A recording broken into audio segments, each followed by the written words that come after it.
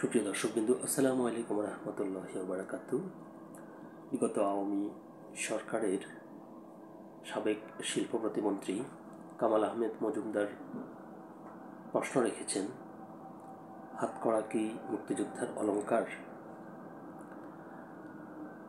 সাবেক এই প্রতিমন্ত্রীর কথা প্রসঙ্গে বলা যায় যে হ্যাঁ, এটি যেমন একজন মুক্তিযোদ্ধার অলংকার নয়, তেমনি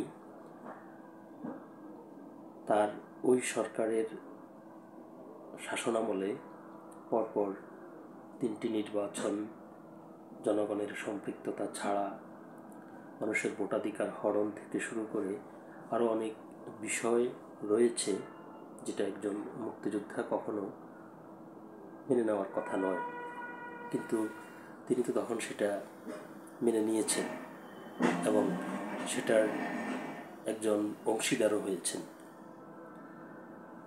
তো তিনি যে প্রশ্নটি তুলেছেন এবং বিস্তারিত কি হয়েছে, চলুন আমরা এ সংক্রান্ত একটি খবর প্রকাশিত হয়েছে দৈনিক ইত্তেফাক পত্রিকায়। চলুন দেখি আমরা খবরটির বিস্তারিত কি লিখেছে। হাতকড়া কি বীর মুক্তিযোদ্ধার অলংকার? আদালতে কেঁদে ফেললেন কামাল মজুমদার। বৈষম্য বিরোধী আন্দোলনের এক হত্যা মামলায় গ্রেপ্তার দেখানোর শুনানিতে সাবেক শিল্প প্রতিমন্ত্রী কামাল আহমেদ মজুমদার হাতকড়া প্রদর্শন করে প্রশ্ন করেন, এটা কি একজন বীর মুক্তিযোদ্ধার অলংকার? পরে এর জবাবে খেদ প্রকাশ করে সরকারি কৌঁসুলি ওমর ফারুকী বলেন, মুক্তিযোদ্ধার পরিচয় সামনে আনবেন না, আওয়ামী লীগই মুক্তিযুদ্ধকে কলঙ্কিত করেছে।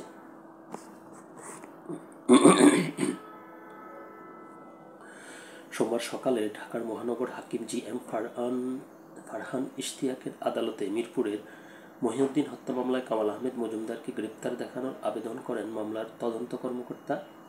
শুনানিতে সাবেক শিল্প প্রতিমন্ত্রী কথা বলার অনুমতি চাইলে বিচারক সেই সুযোগ দেন। কামাল মজুমদার বলেন, এভাবে আমাদের বিরুদ্ধে মিথ্যা মামলা দিয়ে হয়রানি নির্যাতন করা হচ্ছে। এই সরকারের উদ্দেশ্যে বলতে চাই, দেশে আইনের শাসন থাকলে এমনটা হতো না। মামলা করছে, বাদীর খবর নাই, একের পর এক মিথ্যা মামলা দিয়ে নির্যাতন করছে, পরিবারের সদস্যদেরও নির্যাতন করছে। তারা বাড়িতে থাকতে পারছে না, জায়গা জমি দখল করে নিচ্ছে, মিথ্যা মামলা দিচ্ছে। আমি একজন বীর মুক্তিযোদ্ধা। এ সময় হাতকড়া পরা হাত উঁচিয়ে আদালতকে তিনি বলেন, এটাই কি একজন বীর মুক্তিযোদ্ধার অলংকার?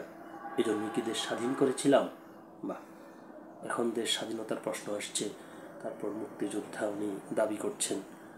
আচ্ছা, তারপর কথা বলতে বলতে কেঁদে ফেলেন কামাল মজুমদার। তিনি বলেন, কোনো অন্যায় দুর্নীতি করিনি, অথচ আমার বিরুদ্ধে মিথ্যা মামলা দিয়েছে।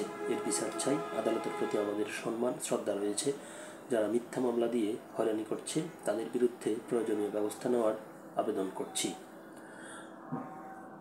এসব কথার জবাবে পরে ঢাকা মহানগর আদালতের সরকারি কৌঁসুলি ওমর ফারুকী বলেন, তিনি একজন ব্যবসায়ী, রাজনৈতিক নেতা না। রাজস্ব ফাঁকি দিতে রাজনীতিতে নাম লেখান, এলাকায় অবৈধভাবে বিশাল ব্যবসা তৈরি করে নিয়েছেন। আন্দোলনের সময় মিরপুরে জঘন্য হত্যাকাণ্ড ঘটনা ঘটেছে, ছাত্রদের গুলি করে হত্যা করা হয়েছে। মনে হচ্ছে তিনি কোনো নতুন গ্রহ থেকে এসেছেন। কামাল মজুমদার বীর মুক্তিযোদ্ধা পরিচয় দেয়ায় খেদ প্রকাশ করেন পিপি ওমর ফারুকী। তিনি বলেন, যারা মুক্তিযোদ্ধা, আপনাদের কারণে তাদের সম্মানহানি হয়েছে। মুক্তিযুদ্ধের ইতিহাসকে মাটির নিচে মিশিয়ে দিয়েছে আওয়ামী লীগ। আওয়ামী লীগ কি একমাত্র মুক্তিযুদ্ধের এজেন্সি? কেন মুক্তিযোদ্ধাকে কলঙ্কিত করলেন? আর আজ বলছেন মুক্তিযোদ্ধা। আমি বলছি, আপনি নিজেকে মুক্তিযোদ্ধা পরিচয় দিবেন না। গুম, খুন, আয়নাগর, এগুলো কি মুক্তিযুদ্ধের চেতনা ছিল?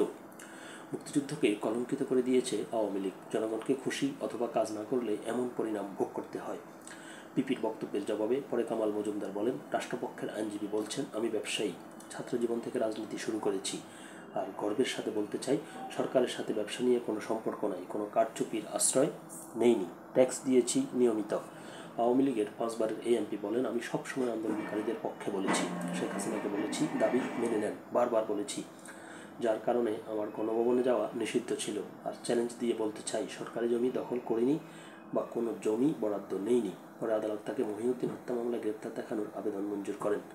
মামলার অভিযোগে বলা হয়, বৈষম্য বিরোধী আন্দোলন চলাকালে গত 5 আগস্ট মিরপুর মডেল থানার সামনে অবস্থান করছিল ছাত্র জনতা। তখন ওই স্থান পার হওয়ার সময় গুলিতে আহত হয়ে হাসপাতালে ভর্তি হন মহিউদ্দিন। পরে 8ই আগস্ট চিকিৎসাধীন অবস্থায় তিনি মারা যান। এই ঘটনায় গত 12ই সেপ্টেম্বর মিরপুর থানায় হত্যা মামলা হয়। এদিকে মিরপুরের রাকিব হোসেন হত্যা মামলাতেও এদিন কামাল আহমেদ মজুমদারকে গ্রেপ্তার দেখানো হয়। ধন্যবাদ সবাইকে, ভালো থাকবেন, সুস্থ থাকবেন, আল্লাহ হাফেজ।